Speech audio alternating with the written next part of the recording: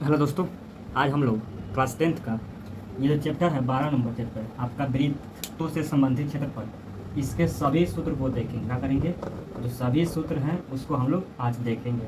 और आप आज हम लोग वृत्त के बारे में भी अध्ययन करेंगे। और वृत्त, बहुत लोग वृत्त और गोला को सेम ही समझते हैं, लेकिन आज हम आपको बताएंगे अंतर क्या होता है कि वृत्त और गोला में क्या अंतर है। ठीक है, तो वृत्त आपका 2D आकृति है और जो आपका गोला है वो 3D होता है। मतलब कि अगर आप चूड़ी उदाहरण लेंगे, जो आपका चूड़ी होगा, वो आपका वृत्त हो जाएगा। क्या होगा? जो आपका चूड़ी होगा वो वृत्त में आ जाएगा। लेकिन वही जो कोई गेंद होगा, गेंद 3D आकृति में अगर कोई गेंद होगा तो आपका क्या हो जाएगा? गोला हो जाएगा। लेकिन जो आज हम लोग को इस चैप्टर में अध्ययन करना है, वो हम लोग को अध्ययन करना है वृत्त के बारे में। किसके बारे में अध्ययन करना है? तो वृत्त के बारे में अध्ययन करना है। तो आप डालेंगे हेडिंग, लिख लेंगे वृत्तों से संबंधित क्षेत्रफल, अंतर लिख लेंगे सभी सूत्र। उसमें पहला पॉइंट है हम लोग का कि वृत्त के बारे में जानना। देखिए, तो वृत्त 2D आकृति है। अब ये आपका ये वृत्त हो गया, ये आपका वृत्त हो गया और बीच में इसका एक केंद्र होता है। क्या होता है? बीच में क्या होता है? केंद्र होता है। बीच में क्या होता है? केंद्र होता है। तो मान लीजिए इस केंद्र को हम नाम देते हैं O। ठीक है, और इस केंद्र से ये आपका ये परिधि हो गया, इसको हम लोग मिला दिए, केंद्र से का के इसको हम लोग मिला दिए, तो इसको हम लोग कहते हैं त्रिज्या। क्या कहते हैं? इसको हम लोग कहते हैं त्रिज्या। और इसे सूचित करते हैं छोटा आर से। क्या करते हैं? सूचित करते हैं छोटा आर से। और ये आपका जो पूरा इसका बाहरी घेरा हो गया, इसको हम लोग परिधि कहते हैं। वृत्त में परिधि कहते हैं, और आयत और आपका वर्ग उस समय उसको परिमाप कह देते हैं। क्या कह देते हैं? परिमाप कह देते हैं इसी को। तो लिखिएगा पहला, इसमें पहला इसका क्षेत्रफल कैसे निकालते हैं कि वृत्त का क्षेत्रफल कैसे निकालते हैं। दूसरा, परिधि क्या होता है इसका। तीसरा क्या है पॉइंट कि त्रिज्या बराबर क्या होगा। तो क्षेत्रफल होता है पाई आर स्क्वायर। लिख लीजिए इसको। क्षेत्रफल हो जाएगा क्या? क्षेत्रफल हो जाएगा, क्षेत्रफल हो जाएगा इसका पाई आर स्क्वायर। क्या होगा ये क्षेत्रफल? वृत्त का क्षेत्रफल निकालने का जो फॉर्मूला होता है वो होता है पाई आर स्क्वायर का जो व्यास होता है वो त्रिज्या क्या होता है? 2 गुना होता है। तो इसको हम इस तरह लिख सकते हैं कि पाई डी। मतलब कि आपका क्षेत्रफल निकालने का फॉर्मूला हो गया पाई आर स्क्वायर, मतलब त्रिज्या है आर, और परिधि हो गया मतलब पूरा ये एक बिंदु से घूमे पूरा घूम गए, मतलब कि ये बाहरी को चक्कर एक चक्कर लगा दिए तो क्या हो गया? 2 पाई आर। या इसी को ले लेंगे तो पाई बाहर ले लेंगे तो 2 आर हो जाएगा, 2 आर।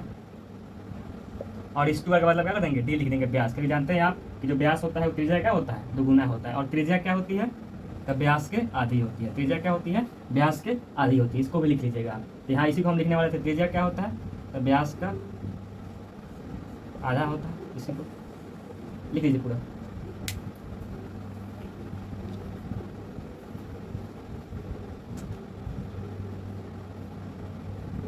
और मान लिया आपका ये वृत्त हो गया, तो यहाँ केंद्र था, तो केंद्र से यहाँ तक ये त्रिज्या हो गई और केंद्र से यहाँ पर भी यही त्रिज्या हो गई।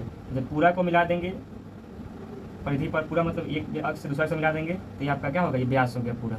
और इसी को मतलब क्या? डी बराबर 2 आर लिख सकते हैं। डी मतलब व्यास, डी मतलब कोई चीज़ व्यास, और आर मतलब कोई चीज़ त्रिज्या। इतना हो गया होगा, लिख लिए होंगे आप। वृत्त के बारे में इतना आपको अगर याद है, अगर आपको सूत्र याद है तो आप समझ लीजिए कि मैथ का क्वेश्चन आपसे बनेगा। अगर सूत्र नहीं याद है तो आपसे क्वेश्चन मैथ का नहीं बनेंगे। चलिए आगे देख लेते हैं। ये तो हो गया आपका त्रिज्या। या ऐसे लिख सकते हैं यहाँ फॉर्मूला कि व्यास बराबर क्या हो जाएगा? तो व्यास बराबर हो जाएगा 2 गुने त्रिज्या या 2 गुने आर। आपका ये भी एक फॉर्मूला हो गया। ठीक है, इतना तो आप लिख लिए होंगे। आगे चलते हैं। अब ये वृत्त का हो गया, मतलब वृत्त का। अगर वृत्त को हम और आधा काट देते हैं, अगर वृत्त को लिख लिए होंगे, लिखा दें। चलिए आगे चलते हैं। अगर इस वृत्त को हम लोग, अगर हम इस वृत्त को, मान लीजिए ये वृत्त था आपका, ये मान लीजिए वृत्त था, अगर इसको हम लोग आधा से काट दें, मतलब कि इसको इधर में काट दें, तो आधा काट दें, तो आपका बन जाएगा क्या? आपका बन जाएगा अर्धवृत्त। इसको लिख लीजिए। मतलब वृत्त को जब आधा से काट दिए तो ये आपका क्या बन गया? अर्धवृत्त। यानी कि यहाँ पे का केंद्र होगा, मतलब कि यहाँ से यहाँ तक भी आर है। ठीक है, और यहाँ से यहाँ तक भी क्या है? त्रिज्या आर है। अब पूरा क्या कह देंगे हम लोग?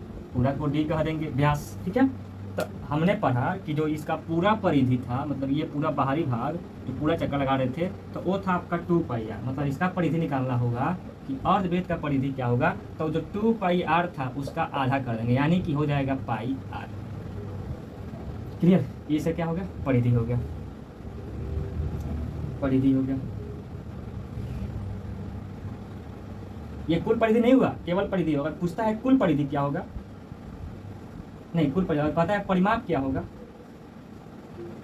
परिमाप मतलब हमने जो निकाला ये परिधि यहीं से यहाँ तक ही था, लेकिन अगर कह दे कि कुल परिमाप क्या होगा, तो ये जो परिधि बाहरी वाला गोलाकार भाग है और यहाँ से यहाँ तक, इसको हम लोग कह देंगे कुल परिमाप। क्या कह देंगे? क्योंकि ये तो पूरा घुमा हुआ नहीं है, पूरा घुमा हुआ तब ना कहते हैं कि कुल परिधि, तो इसको हम लोग परिमाप से कह देंगे। कुल परिमाप क्या होगा इसका? तो आपका कुल परिमाप ये पाई आर प्लस, इसको जोड़ना पड़ेगा 2r, लिख दीजिए, या इसी को लिख देंगे क्या, या पाई आर प्लस डी, ये हो गया आपका अर्धवृत्त का क्या, कुल परिमाप। कुल परिमाप, कुल परिमाप लिख लीजिए इसको।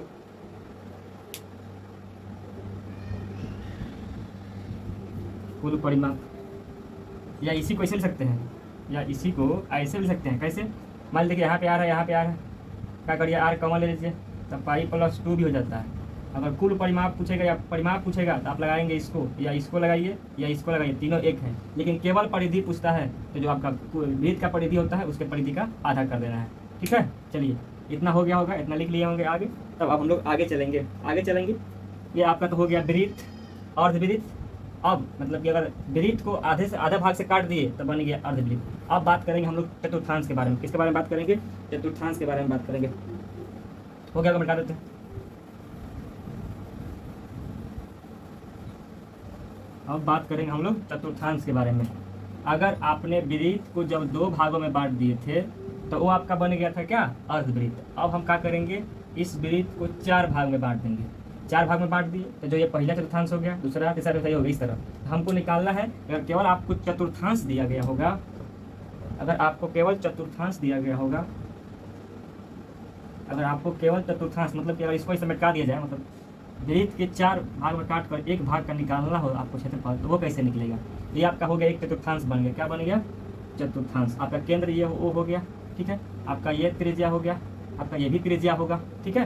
तो इसको कैसे बनाते हैं? तो इसका क्षेत्रफल निकालते हैं हम लोग। इसके क्षेत्रफल निकालने का फॉर्मूला जो होता है आपका होता है 1/4, क्या, 1/4 pi r square, 1/4 pi r square.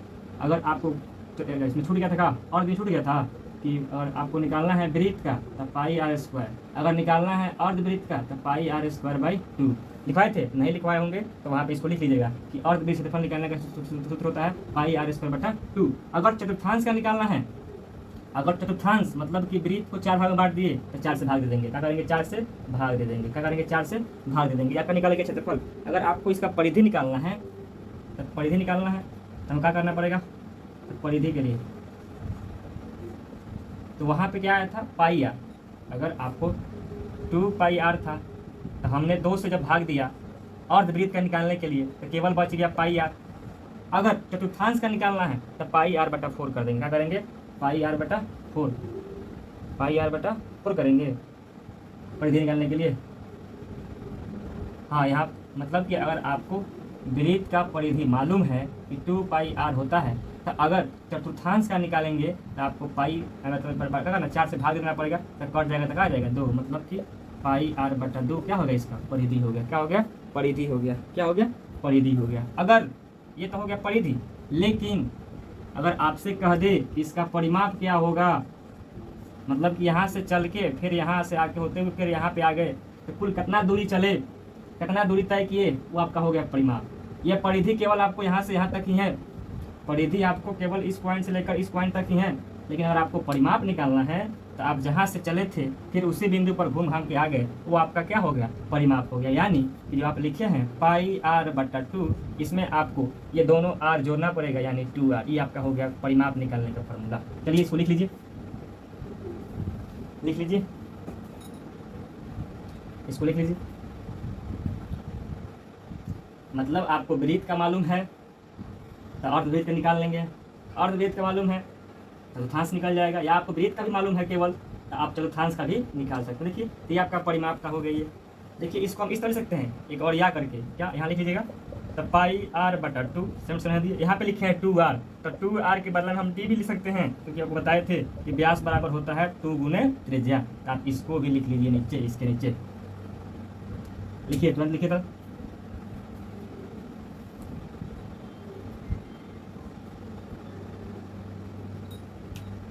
हो गया।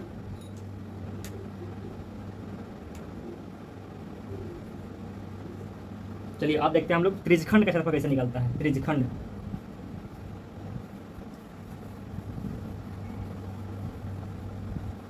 अब हम लोग देखते हैं कि त्रिज्यखंड का क्षेत्रफल कैसे निकलता है, बहुत महत्वपूर्ण।